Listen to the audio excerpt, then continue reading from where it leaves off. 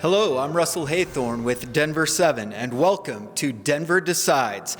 Denver Decides is a community partnership dedicated to accessible and transparent elections. The partnership includes the League of Women Voters of Denver, the Inter-Neighborhood Cooperation, and is presented by Denver 8 TV. Today, we are presenting a candidate forum in anticipation of the coordinated election coming up on Tuesday, November 5th. This election includes the candidates vying to represent Denver as the at-large member of the Denver Public Schools Board of Directors. Our format is a standard one. The candidates will be asked questions that have been submitted by the organizers of this forum. All of the candidates will answer all of the questions, and all of their responses will be timed. Our timers are out front, where candidates can see them. So let's begin by meeting the candidates vying to be the at-large member for DPS's Board of Directors. The candidates are standing right to left, facing the audience in alphabetical order by their last names. So beginning at my right is Tay Anderson. Next to him is Alexis Menokal Harrigan. And to her right is Natella Manuntseva. And I apologize for mispronouncing any of those names. Audience, please welcome our candidates.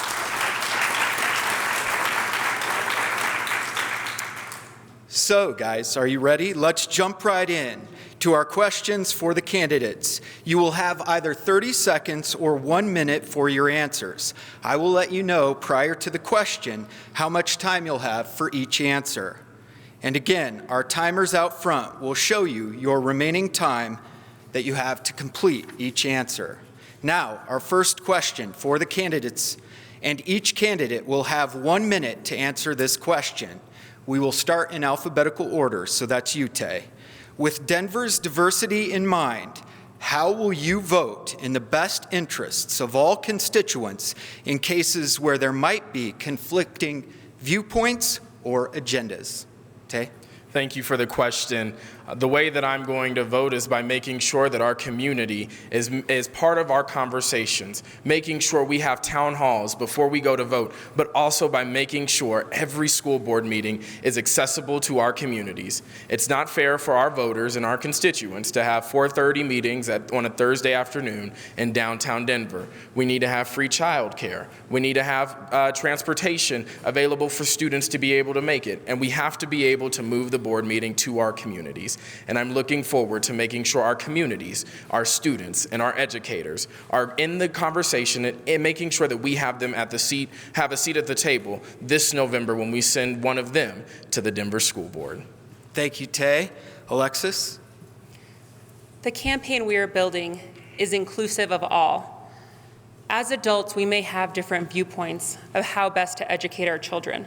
But if we can all agree, as I think those of us up here on this stage can, we want to do what's best for children. We want to make sure that we are closing the achievement gap. We can only do that if we put adult politics aside and do what's best for our children. There is not a single parent on the DPS Board of Education right now. I am the only parent standing on this stage today. It's time to put a parent back on the school board and somebody with the lived experience of DPS. I will do that by using my decade of experience, having worked to build coalitions of diverse viewpoints, to make sure that we are listening to every member of our community to represent parents, students, and educators in the best way we know how. Thank you. Thank you, Alexis. And now, Natella. Thank you so much for the question. I want to make sure that we create a community where we cultivate a conversation. We create strong communities where everyone has a voice at the table, where the teachers are empowered, where the parents are empowered, and every single person in the community has a voice. Voting is not going to be an easy task, and making decisions for the school board is not going to be an easy task. But starting the conversation and making sure that we actually talk to everyone and we respect everyone's viewpoint and we cultivate those relationships and start finding ways where we begin to find reasons to trust each other and find reasons to respect one another and find reasons to become friends and build those strong relationships. Thank you. Thank you, guys, and thanks for adhering to the time limits. Next question, and candidates, starting with this question, you'll only have 30 seconds to answer, and we will begin with Alexis. Alexis, Denver's achievement gap for students of color is reportedly one of the highest in the nation. As a board member, what will you do to help close that gap? We do have one of the largest achievement gaps in this country, and it's abysmal. We have made progress, but we have not done it in an accelerated enough way, and I am committed to improving on that progress and continuing forward for the future of all children. The way we do that is by increasing resources to schools, giving schools more autonomy, and finding local improvement strategies that allow us to tailor our solutions to the individual and unique needs of our school-based communities. Thank you. Thank you, Alexis. Nutella. I want to make sure that we create a community where everyone is heard. I'm a refugee, and I came to this country not speaking a single word of English. And today I stand here before you, running for the seat in order to make sure that I represent the same students who are in the same shoes that I am now, or who are in the same shoes now that I was back then 19 years ago. And I want to make sure that the parents are being heard and everyone understands what is happening in their education system. Thank you, Nutella. And Tay. We need our students to see themselves in the classroom. That is why we must have educators of color represented amongst our 70% of students of color. When our students of color are seeing themselves in the classroom reflected in their teachers, statistics have it that they are performing better. And so it is up to us as a school board to be very intentional, to home grow our educators, to making sure that we have students in Denver Public Schools that want to be teachers, finding the pathways for them to step into their greatness by entering the classroom as an educator and making sure we find the resources to pay for their college. Thank you, Tay. Our next question for our candidates, and we begin with Nutella Manuntseva. And again, 30 seconds for your answers, Nutella. Nutella, raise your hand, or all of you for that matter, raise your hand if you have accepted an endorsement or contribution from any sitting DPS board member. And Nutella, the question, on what issues, if any, does your perspective differ from that board member? I want to make sure that we start the conversations. We begin cultivating an environment where everyone is being heard. The board members are trying to do their best in with the presented issues that they have at hand, but we can always do more. We can always reach out to everyone in the community and make sure that every voice is being heard.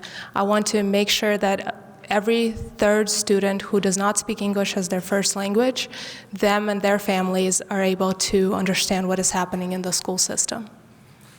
Thank you, Nutella. Tay.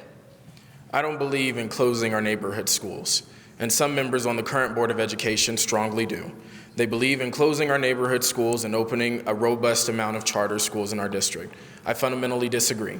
I believe we must be able to invest in every one of our Denver schools without shutting their doors and selling them to the highest bidder. And that is why we need a Board of Education that is going to adhere to our community and to not adhere to our donors. And that is why we have to make sure we send new leadership, send an educator to the Board of Education this November.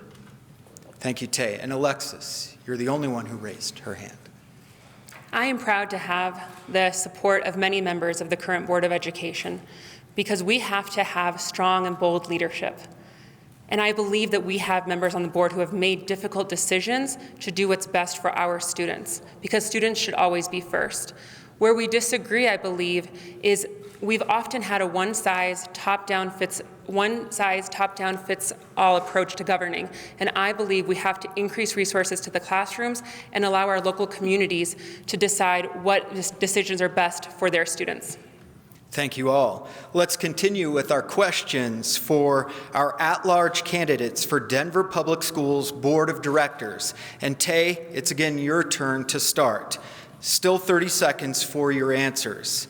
What do you believe to be the role of the school board? The school board is the employer of the Denver superintendent. And we have to make sure we get back to the days where the superintendent is no longer telling the board where the district should go, but letting the board tell the superintendent, this is our vision and you need to implement it. The role of the school board is to make sure that we have policies that are impacting all of our students, making sure our teachers and our paras and our school support staff have a livable wage. Our board is supposed to be a community-driven and making sure that the community has making sure that the community has oversight and making sure that we are listening to our constituents and our voters. Thank you, Tay. Alexis. The role of the board is to enact strong and bold policies that will do what's best for our children in Denver, closing the achievement gap, increasing resources to classrooms, and making sure that our educators have everything that they need to succeed and do what's best for our children. The board is also the supervisor of the superintendent, and we have to hold all adults working with our children accountable, starting at the top, not the bottom, which means making sure that we're enacting policies that ensure that we're supporting our students. Thank you. Thank you, Alexis. And Nutella. The school board does decide what the path of the superintendent, and the superintendent should be making the right choices on what's best for the school system. We as the school board need to make sure that we create a community and we increase the community that can create, that can actually be part of the decision-making process. The parents, the teachers, and the students need to be all involved in that decision-making process. Thank you, Nutella. Our next question for our candidates, and we'll begin with Alexis. Alexis, it has been reported that the per-pupil allocation from the 2016 bond through mid-year is $2,800 for each neighborhood school kid and $4,900 for each charter school kid. What is your perspective on how this disproportion impacts equity in DPS? I haven't heard that. I would be interested to hear where you receive that information. What I want to make sure is that we're providing equitable resources, equitable access, and equitable funding to all children in DPS. Parents who choose to send their children to an innovation school, to a traditional neighborhood school, or to a charter school are DPS families, and those students are DPS students. We have to make sure that every child in Denver Public Schools, regardless of the type of school that parent sends their child to, has access to a high-quality education, which includes equitable resources. Thank you, Alexis. Nutella. I want to make sure that we have better schools for all. I want to make sure that each school in the Denver public school system is up to par and every student can receive a superior education. And if the parent decides to send their child and their student to a different school because they are feeling that they can learn better or they can get a different education in that school, that is the parent's choice. But I want to make sure that every single school in the Denver public school system is up to par and everyone receives the education they deserve. Nutella, thank you. And Tay. We need to have equity across our district, equity in funding, equity where our students are going to get the resources in their schools, and equity in making sure when they have to go pick between a traditional district-run school or a charter school that they have the same opportunities. We have to make sure that we are holding our charter schools accountable, and they have to adhere to the same rules that our district-run schools have to adhere to. We can no longer have a system where our schools, that our charter schools are adhering to different rules and have different waivers for certain things, and we are telling our district schools these are the standards you must abide. If you have our kids in Denver, you must abide by our rules. Thank you all. To our next question, and Nutella, you will be first to answer. Again, you have 30 seconds, and we're sticking to the topic of fundraising and equity, or inequity in our schools.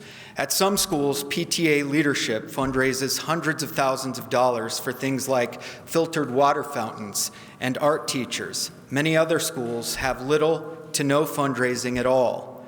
How would you address this inequity? Nutella. We need to make sure that our public school system is operated in the best way possible. We need to make sure that our budgets are streamlined and are transparent, because once we figure out and once we take a close look at our budget system and make sure that every single fund is allocated in its appropriate way, we can then start focusing on making sure that every single school has the education and has the extracurricular activities for every single student that they deserve. Nutella, thank you. Tay. We need to make sure that every school has equity and opportunities. We have to make sure that when parents go to look at our schools, that they're not having to go look at a school in the southeast because it's seemed as the wealthy part of our city, but then neglect the schools in their community and on our east side, on the northwest, and the southwest part of our city. We have to make sure parents understand that no matter where they send their child to school, that we are going to provide equitable opportunities and resources and funding towards those schools so that every student thrives. And we are no longer having a system where the schools in the southeast are able to get different opportunities and privileges than the schools in the north side or on the east side. And finally, Alexis. I attended one of those schools as a child in Denver Public Schools in Southwest Denver. We were one of the poorest schools in DPS. We have to recognize the inequities that a system was built upon that is a historically racist institution. Until we acknowledge that, we will not be able to change and reverse the inequities that exist. And that includes parents who are able to raise more money for schools and parents who are not, like my parents. My parents were undocumented, were not able to help my education, but they fought as hard as they could to make sure to give me the resources. We have to support all parents. Thank you all. We're going to change things up here midway through our forum, and now we're starting what we're calling our lightning round, in which our candidates will be asked several short questions, and here's how you will answer, candidates. If your answer is yes to one of these questions, you simply show us a thumbs up. If your answer is no to one of these questions, you show us a thumbs down. You don't need to say anything, just a thumbs up for yes and a thumbs down for no. And we won't go in any order, just show us your answer. So here we go with the lightning round. Do you think Denver school board members should be compensated for their service?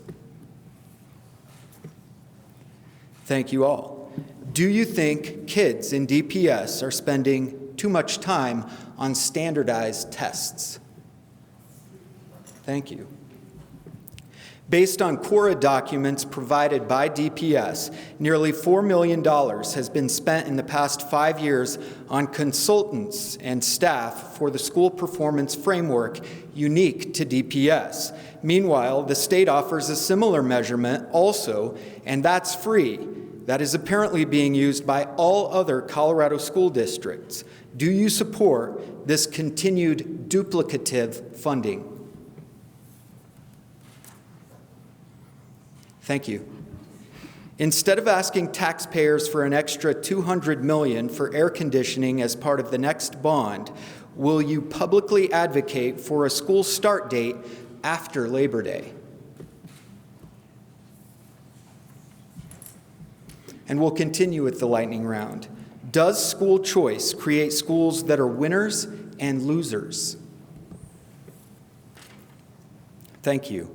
A few teachers have stated that the majority of staff psychologists and nurses are split between multiple schools. Do you support this DPS policy? And finally, it has been reported that emissions from transportation have been on an upward trend since 2009. DPS confirmed that only 28% of DPS's 93,000 school children are attending their neighborhood boundary schools. Between Choice Out and charters, nearly 67,000 Denver kids are traveling out of their neighborhoods for school. Do you believe the unintended consequence is that choice and charters are contributing to Denver's traffic congestion and pollution? Thank you all. And we'll continue now with the format that we were using prior to the lightning round. So let's continue with those questions. And Tay, it's your turn to answer first. You'll have 30 seconds for this question. During last year's teacher strike, who did you support? And how? our teachers, and I'm proud to have been the only candidate on this stage endorsed by Denver's teachers. It's time that we send a leadership to the Denver School Board that's going to have the best interest of our students, our teachers, and our community at heart. I was there in the negotiation room until 6:30 in the morning, and I stayed overnight to making sure that our teachers understood that this was not just a campaign stunt, this was actually making sure they understand they are being heard. And we slept on the floor with board members Carrie Olson and Jennifer Bacon, and we waited until there was a deal that was signed and made. And then I went back to school the very next morning to making sure that our students understood they had too have a champion, and when we elect a champion to the Denver School Board this November. Very good. Alexis. I stood in support of my child's teachers and all teachers in Denver Public Schools. I attended negotiating, bargaining sessions. I was on strike at the picket line with my child's teachers. I stood with teachers. And I am proud to say that I have the support of many teachers in my child's school. I have the support of many DCTA membership, including members of the DCTA Board of Education and the DCTA Fund. Thank you.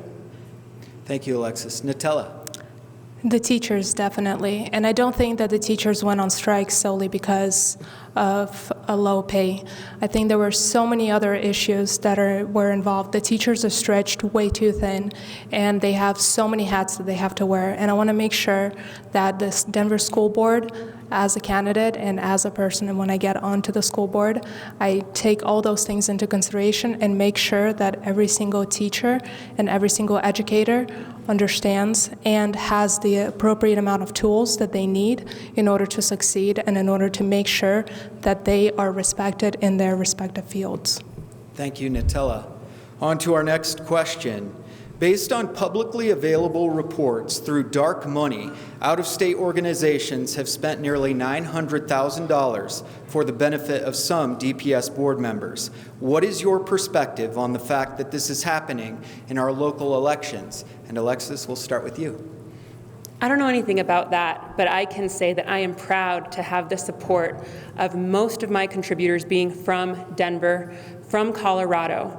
My largest contributor is a $1,000 check from my tia Marta. She was the only adult when I grew up that was able to support me financially when my parents couldn't. We are building an inclusive campaign that is focused on parents, teachers, and most importantly, students. So I am proud of the supporters that I have in my race from Denver, from Colorado, and my family members who are supporting me outside of the state. Thank you. Thank you, Alexis. Nutella. Denver School Board is a volunteer position, and I think we need to focus on making sure that we do what is best for the students and not focus on raking in the most amount of funds possible.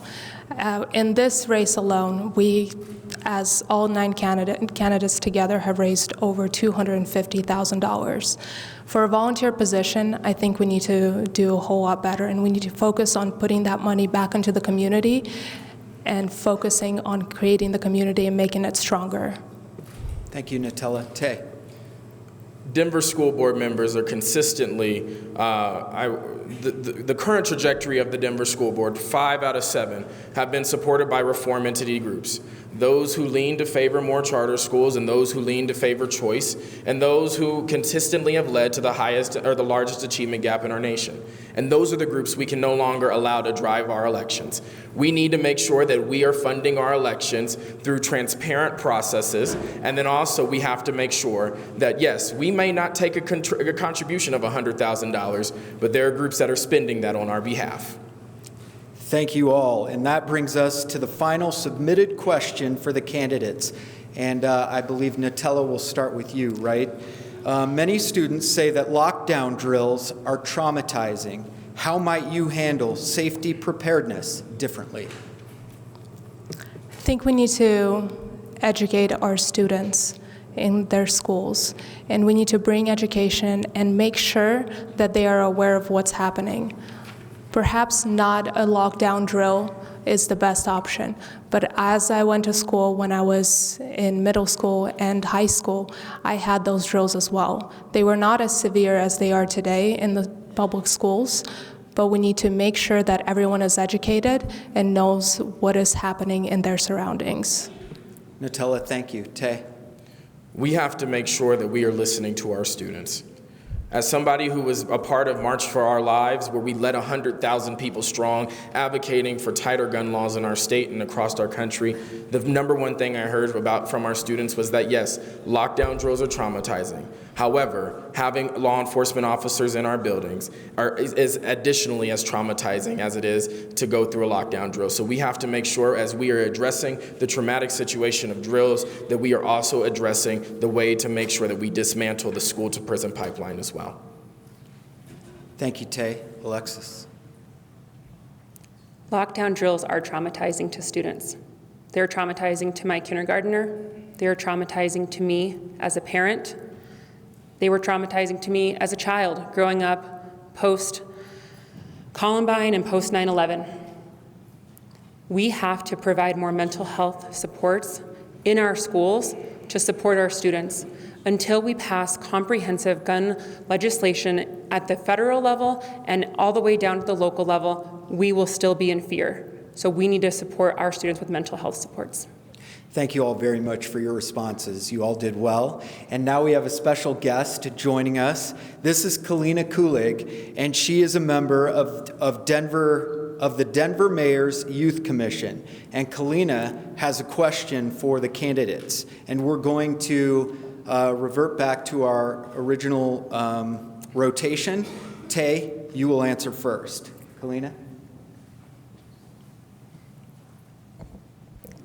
What communication or feedback would you use to keep your policies relevant to the youth that you would serve? Thank you for the question. One of my number one priorities is actually making sure we make room for a student member on the Board of Education. Most of our sister districts across the country, they have these models where students are able to serve as a full voting member on the Board of Education, and they're able to step into their greatness. I have a good friend, James Aguilar, who was the student member of the Board of Education in San Laredo, California, who now has been elected to his school board. And so we have to make sure that the voices of our young people are heard on our school board, and we're actually taking them seriously. No more check boxes. We actually have to make sure we're doing the change for them. Thank you, Kalina, for that question. I was proud to support legislation that reduced the age to vote on school boards to 16. I think that's a great place to start. I do believe we need stronger student representation on the board, and I want to make sure that we are communicating regularly and providing regular updates to the Student Board of Education, making sure that we are providing resources that are accessible to the student board, making sure that we are meeting students locally where they're at in their schools and not asking them to drive downtown for those meetings. We have to support students first and foremost, and I think it should start with allowing them to vote in this race. Thank you so much for being here and for the question. I think we need to incorporate our teachers and our leaders in the community in the school board. And the teachers are the ones who are faced with the students, who are seeing the students day to day. We might be able to step into that classroom and talk to them one day out of the year, out of the month, whatever that might be. But the teachers are the ones who see those students, who see their progression day in, day out, and making sure that teachers have a voice at a table and are taking part and are becoming part of the decision making on the school board. Audience, how about a healthy round of applause?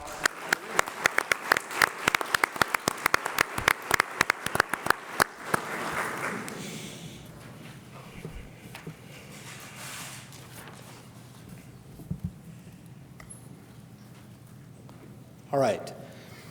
Now we'll continue with our forum, and candidates, you will be asking the questions of one another in this round. Each of you will select one of your opponents and ask them a question, and hopefully they'll have an answer for you.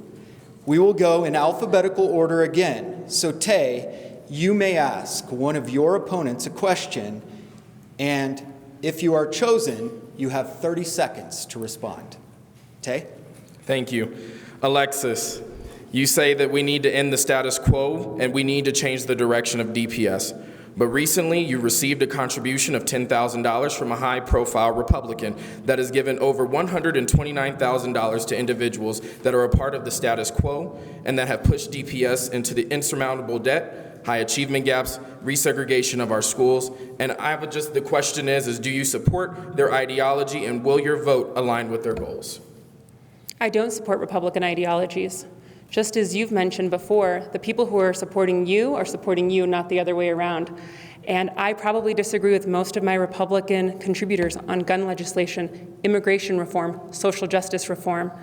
But what I'm doing is building an inclusive campaign where all are welcome. Republicans, independents, and Democrats are supporting me because we all agree on the vision that we need to get rid of the adult politics that are created during these school board races and on the board, and make sure that we're doing what's best for kids, period.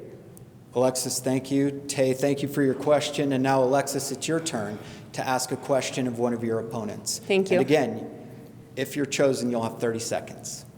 This question is for Tay. Tay, you have publicly said that your aspiration is to be the first African-American governor of Colorado. How can you assure us as parents that you're doing what's in the best interest for students and not your own political gain? If you would actually understand, that quote was from 2016 when I was a high school student. However, since the question has been brought up, I want to return to the classroom as a teacher. I've been very passionate about talking about that during this campaign. Not once have I mentioned about talking about what's next for my future. However, if the voters think that I'm doing a good job as their school board member, then maybe after I'm a Denver teacher, a Denver principal, and serving the Denver community, they'll give me a second shot at a different office. So you never know what voters decide. Thank you both. Natella, Thank you. may ask one of your opponents a question. Thank you. This question is for Tay. How will you include immigrant parents who don't speak English in the decision-making process of their students' education? Yeah, so it's going to be about strategic community planning. One of the reasons why I'm proud to have been endorsed by Padres is making sure that we are working with community groups so that they understand that they too have a place in Denver Public Schools. We have to make sure that our board meetings are being translated, not just English and in Spanish, but in a plethora of languages. And I'm going to be a board member that's going to fight to make sure that we have transparency and we have accessibility to our website and to our budget that is in different languages, because right now we're standing in one of the most diverse schools across our state and across the country. So we have to support our parents with strategic community planning. Thank you for the question. Okay. Now for another one-on-one round of questions. And Alexis, we'll begin with you. You can ask another one of your opponents, or Tay again, a question. And again, you guys have 30 seconds to answer. Thank you. This question is for Tay. My question is, when we add up the students, faculty, staff, we're talking about over 100,000 individuals who are impacted by Denver Public Schools and a $1.2 billion budget. What experience and assurances can you give parents and teachers that you were able to manage a $1.2 billion budget and over 100,000 individuals?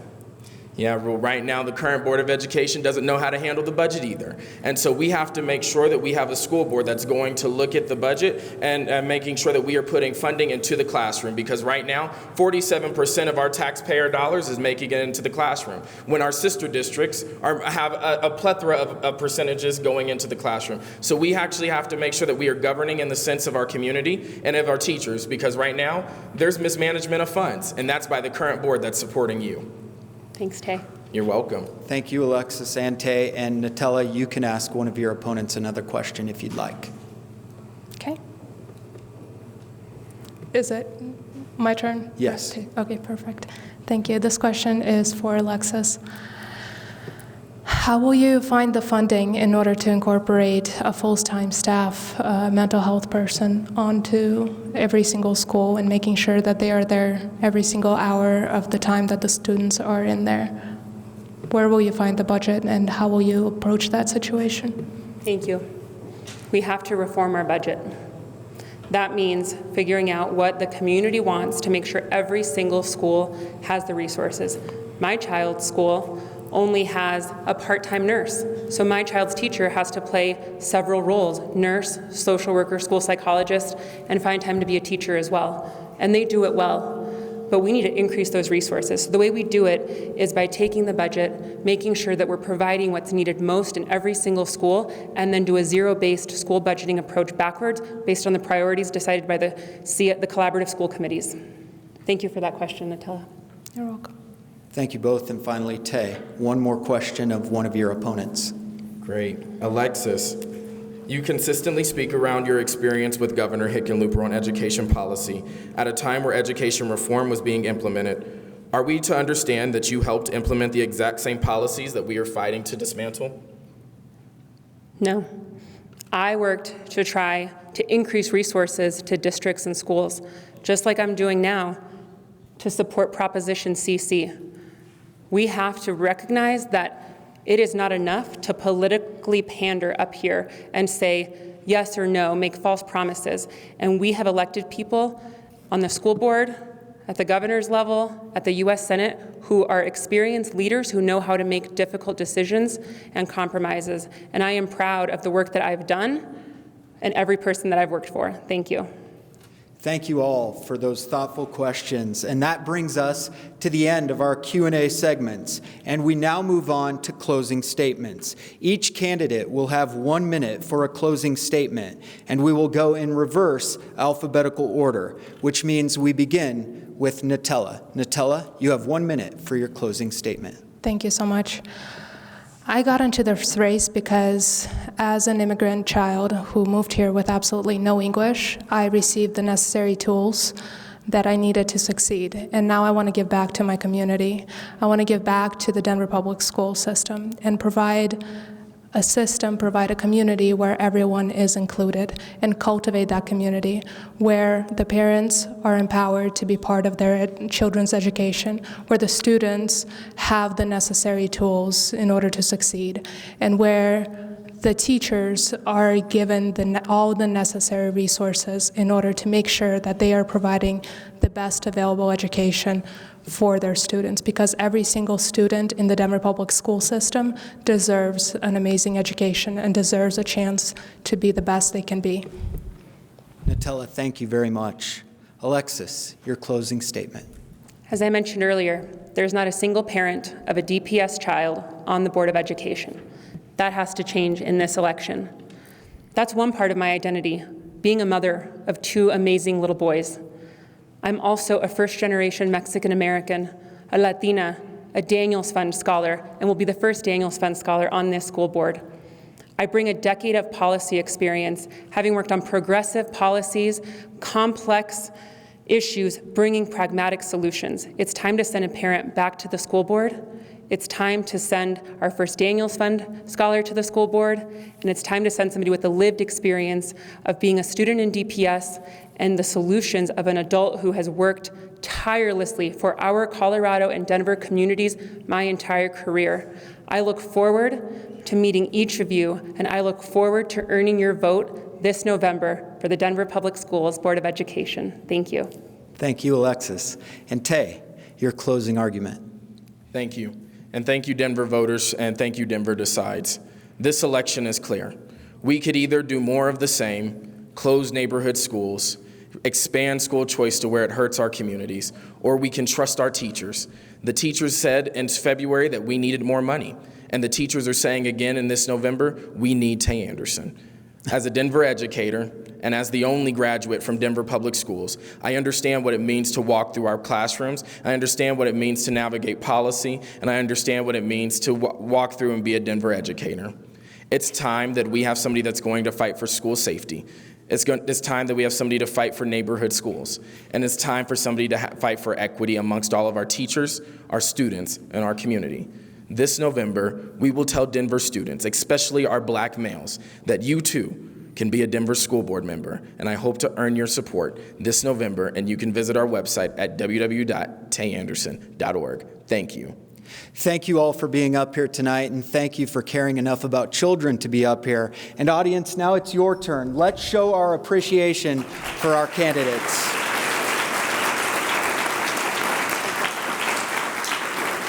And thank you to all of you for being here tonight. Our special thanks also to Denver Decides and its partners, which include Inter-Neighborhood Cooperation and the League of Women Voters of Denver. Denver Decides is presented by Denver 8 TV. We hope you have given a fair look to each candidate vying for the at-large seat on the Denver Public Schools Board of Directors. And for a complete election guide, go online to denverdecides.com. I'm Russell Haythorne with Denver 7. Thank you for joining us.